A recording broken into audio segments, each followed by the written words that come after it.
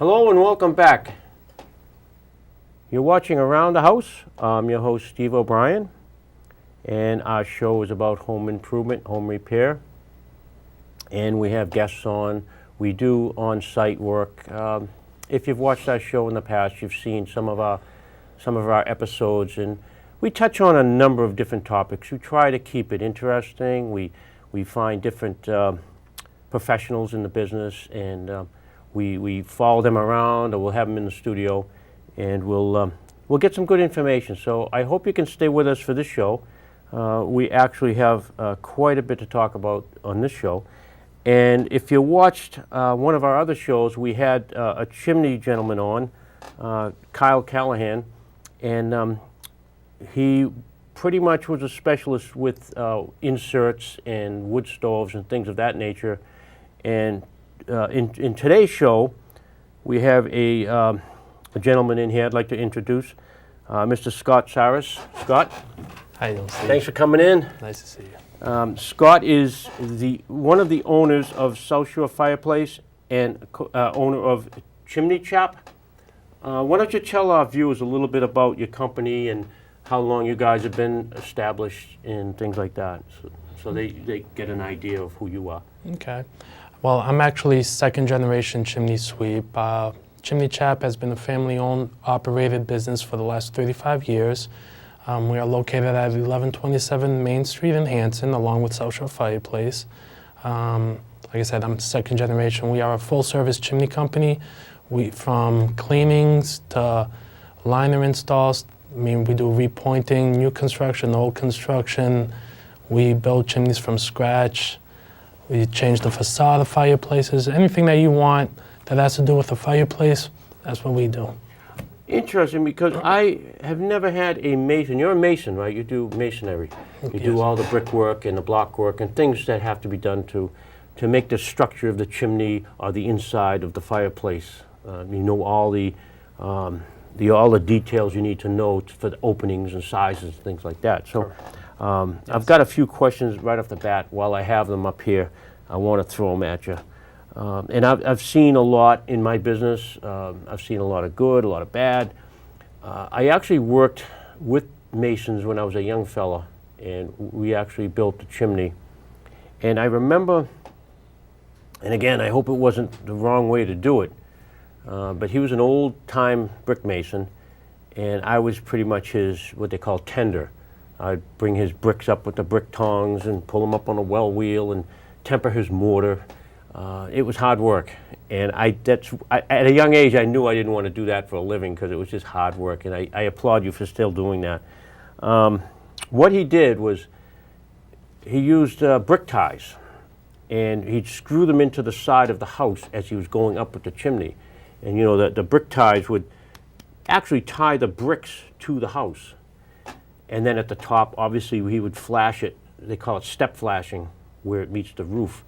But I've seen houses where you could actually see the chimney coming away from the house. Attaching. What's the reason for that? Is the water getting behind there because they didn't flash it right and the ties rotted away, or is it they never put the ties in? What would be the fix of something like that? Well, there's two reasons for that happening, and we've noticed it a lot in the South Shore area. Number one, a lot of builders, when they were building these chimneys, believe it or not, did not even use wall ties. They would just build the masonry chimney, completely avoiding them. Secondary, a lot of builders that were using them were using nails to nail it in. As you can tell, you can't use a nail to put a wall tie in because it's straight. It will pull out eventually. You have to use a threaded screw in order to screw it into the house. That would make sense. And at that time, you won't have future detachment of the chimney. In order to fix that, unfortunately, and fix it right, you would have to tear it down. You can't. Some companies say, well, let's just strap it and brace it. I've seen people strap it, and it doesn't seem. No, you have to understand, a chimney weighs, given anywhere from 2 to 4 tons. When that chimney starts leaning, that 2-inch strap that you have bolted into the side of your house, the only thing that's going to do is rip that side of the house along with the chimney coming down. But what would cause a chimney, if it was built plumb and straight, to actually start to lean unless something shifted, maybe this foundation settled or something? I mean, we live in New England. We have freezing periods and summer periods, weather changes.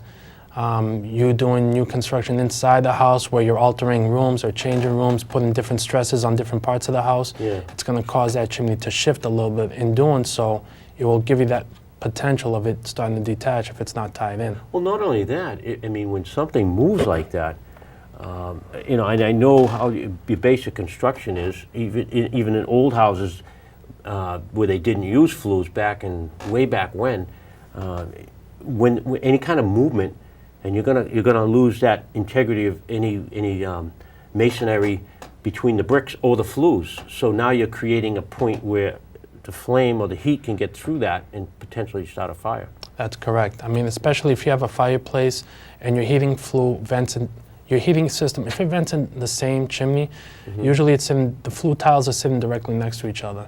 Right. Now in doing so, if the chimney shifted or detached a little bit, the smoke chamber could be exposed. The masonry inside the smoke chamber might have cracked. In doing so, you might be getting some of those fumes coming up from the heating unit directly into your fireplace smoke chamber, which eventually is leaking into your living area. Oh, that's interesting. So all the more reason to have a carbon monoxide detector in that area. Correct. So you'd know right away if there was some kind of a leak going on before it was too late. Correct. That's interesting. So you guys, you actually build a chimney. You can restore a chimney from start to finish, brand new from the ground. Yes, sir. Now, Scott was talking to me earlier about you guys can actually, on the inside of a house, you can redesign a fireplace. You can make it change with the existing fireplace. That's true. Explain that a little bit, Scott. How would you go about, say, I had the old style, you know, raised hearth with slate and Cape Cod brick, which has the white in it, I believe, black and white little throughout it. And to me, it's a little bit busy to the eye. I wouldn't want to see that inside, maybe outside. But how would you recommend to somebody to correct something like that? Well, it's not about correcting it. It's all about the homeowner's taste. I mean, we can come in, if you don't like the regular traditional Cape type fireplace facade, we can take the bricks out, remove the hearth completely out of the way. Then, depending on what you choose as a stone for the hearth, whether it's bluestone, limestone, I personally have brownstone because I love the texture and the look of the brownstone. And then, depending on what stone you want, whether it's a veneer or a natural stone, we can build the facade up all the way up to the ceiling if you want, or to where the traditional chimney was beforehand, the fireplace was, put a nice mantle on it, and give it that extra oomph that you wanted at your home. Wow. Because the fireplace is the center of attention always. It is. And I know in my house, mine goes all the way to the ceiling. I've got not a cathedral, a vaulted ceiling in the front. And I remember when we were building the house, we wanted the look of the brick all the way up. And we came out, well, how far out is a brick and a half? A brick and a half, you're looking about 6 inches. Yeah, we were out about that. Oh, no, a much. brick and a half, I'm sorry. That's 8 plus. 8, 4, 12, about 12 inches. Yeah, I thought it was about 12. And it sticks out that far and it goes all the way up to the ceiling. And, you know, it's kind of breathtaking when you look up. It's like, wow. But now as I'm getting older, I'm kind of wanting to maybe sheetrock it in, make it, just box it in.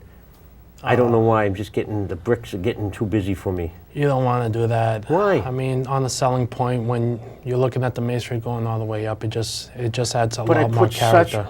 an effort into the bottom part. I put, you know, I've got a beautiful white surround that I built with raised panels and the pilasters, the wood pilasters, the pilasters with the plinth blocks at the bottom. And Okay. really, really nice. And I was telling, when we had Kyle on the show, I was telling him about how I had put the granite on there, black granite, and it just looks so nice with the white, the mantle, the surround.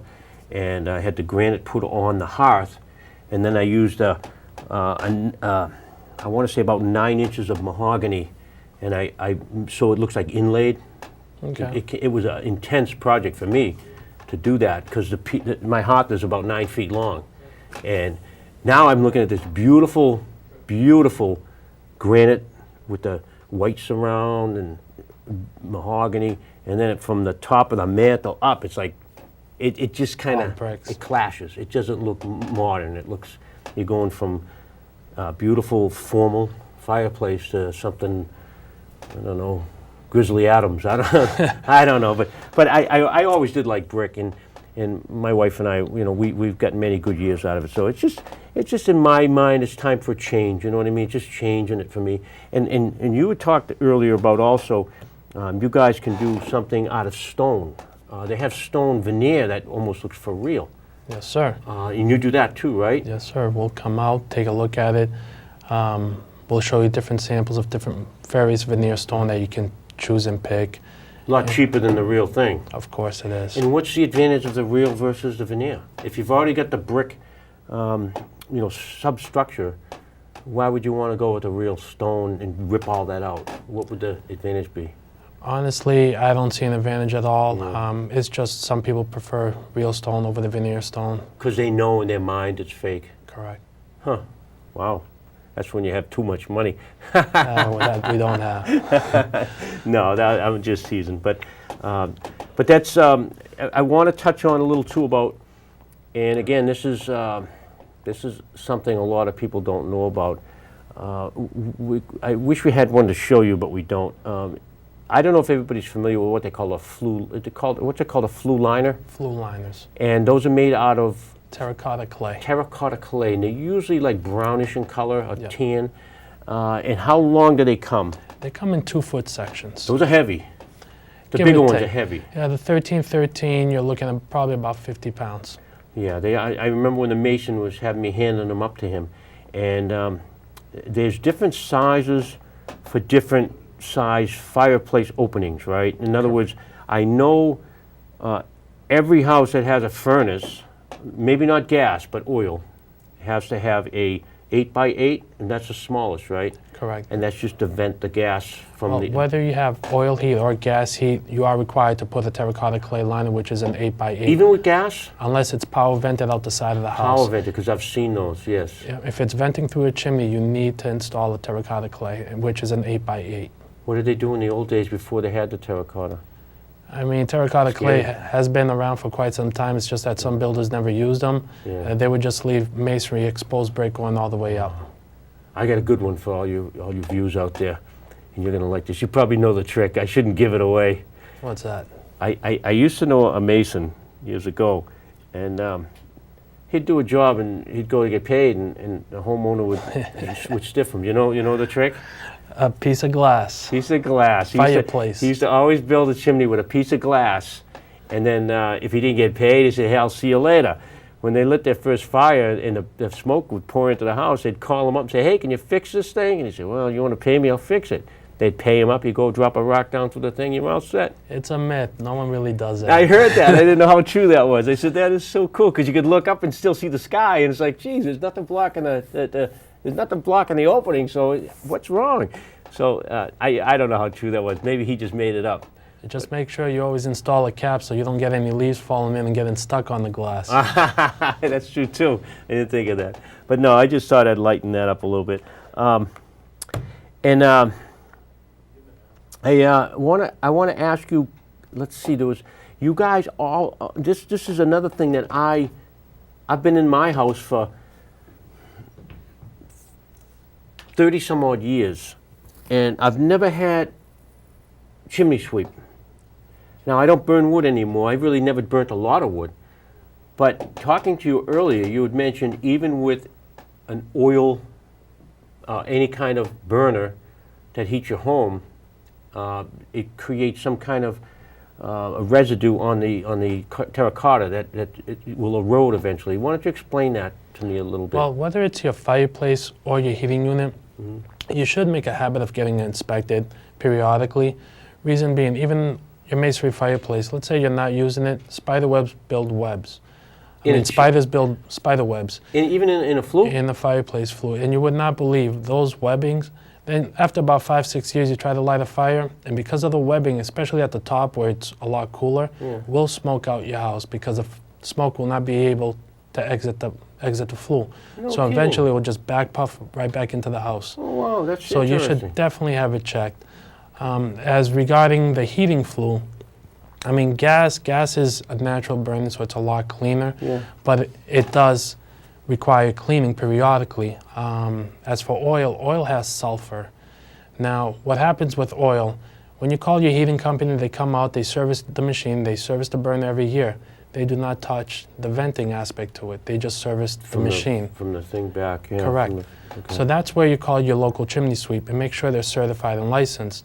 Now what we do is we come out there, we clean out the furnace venting aspect of it, removing as much of the sulfur as we can, because the sulfur corrodes on the clay liner. Clay liners are only about 1 inch thick. So if you should have it cleaned out, honestly, every 2 years. Really? Yes, sir. I never knew that. Now, because if you don't, the oil will corrode on the clay liner. It's going to start withering off, collapsing, falling. That's when I'm sure you've heard all over the news people passing in their sleep because all the carbon's leaking right through the walls, and Yes. that's because the clay liner has corroded. And after it corrodes, you have to install a certain type of a liner that you guys also do? Yes, sir. We install the stainless steel liners. It's like a giant straw going through the You cavity. put it together as you're putting it down? Correct. We put it together, we drop it through the cavity of the chimney, connect it to the breech and pipework of the heating unit, and that way when the heating unit fires up, the chimney's pretty much obsolete. It's just there for structural purposes Yeah. because now it's going to be venting directly into that liner, Right. straight out into the environment. I see. And I bet you've done a lot of those. Quite a bit of my time. Isn't that interesting? Well, shame on me, because I mean, it's like one of those things I say I'm going to do, and I never do it, never think about it. It's like getting my septic tank pumped. I never think of it. Just you flush the toilet, and you just don't think about maintenance on that end of it. And the chimney is another thing where people don't think about the structural aspect of it and what can happen over time. People just say, what I can't see it, if I can't see it, it's not bothering me. And again, it's like how many times I can tell you we've taken drains apart in buildings, and they're the old, the cast iron pipe, and they're so clogged. It might be an 8-inch, 4-inch, 6-inch main, and it's probably down to 2 inches from over the years because they didn't maintain, with the grease, putting down grease and stuff. That's exactly what happens with fireplaces also. People say, creosote. yeah, they'll just say, we burn a fire here and there, just on the weekends. It's been a couple of years. But what happens is we live in New England, so during the summer months, that creosote will soften up because of the moisture Right. in the air and the heat, the mugginess. During the wintertime, it actually hardens up. Now, after a 2-year process of getting soft and hard, the creosote actually forms little crystals on it. That's what causes chimney fires. So even though you're just having a fire here and there, periodically, maybe on a weekend, you should have it inspected every other year. I always used to say, what's so bad about a chimney fire? It's in the chimney. You got a fire going in there anyways. What's the difference? But once you get that explosion going, it'll crack the clay liner, and what's behind that clay liner is some masonry, and if the masonry has any voids, there's your wood sheathing and structure part of the house. Right. And that thing gets roaring, yeah. Yes, sir. Intense. One last thing I want to touch on, because again, I mean, you can talk as much as you'd like about it. Repointing. A lot of our viewers probably, maybe they've heard the term, maybe they've never heard the term before. Explain to us, if you would, Scott, what is repointing and when is it necessary to do that? Well, what repointing is, when you look at your masonry, I mean, again, not to be repetitive, but we live in New England. It rains, it snows, it gets cold, it gets hot. Now, what happens is, whenever you look at your chimney and you see voids or gaps on the mortar between the bricks, you need repointing, because what's going to happen is the rain's going to get in there, the water and moisture is going to travel inside the masonry. As it gets cold at night, it's going to harden up, freeze up, and then when it does so, it pops. And what happens if you don't catch it early enough, you're going to have bricks popping, breaking, you're going to see bricks falling, and eventually the chimney slowly is going to start deteriorating. So you need to catch it in the early stages to prevent a bigger headache that's going to happen later on. Wow, geez, there's got to be an easier way. I wish there was. It's all about maintenance. Well, I think I'm just going to get a condo and be done with it. That I'm would definitely telling be a you. lot easier. I'm telling you, there's always something around the house, and that's where we named the show that, around the house. But there's always something that again, your fireplace, your chimney, your furnace. You've got to maintain that every so often. You should clean it, and it's no different, like you say, for the fireplace. I should say the flue. It has to be cleaned periodically. And again, I didn't know if you didn't burn wood. I always thought it was only if you burned wood. I mean, there's preventive steps that you take with everything. If you install a cap at the top, it will stop the water coming through the flue line. It'll help, whether it's the heating unit or your fireplace, it's going to be drafting and venting better. There's also preventive measures that you can take with the masonry. You can have it weather sealed periodically every 3 to 4 years to prevent water traveling from the outside into the brickwork. It's similar to putting wax on your car. That way the water beads off it and won't penetrate the bricks. Well, it's like when people seal their driveway. Correct. They're sealing the little capillaries, the little cracks. The water gets down in there and it just gets underneath and expands, and it freezes and thaws, like we talked about. So repointing, I mean, we had that.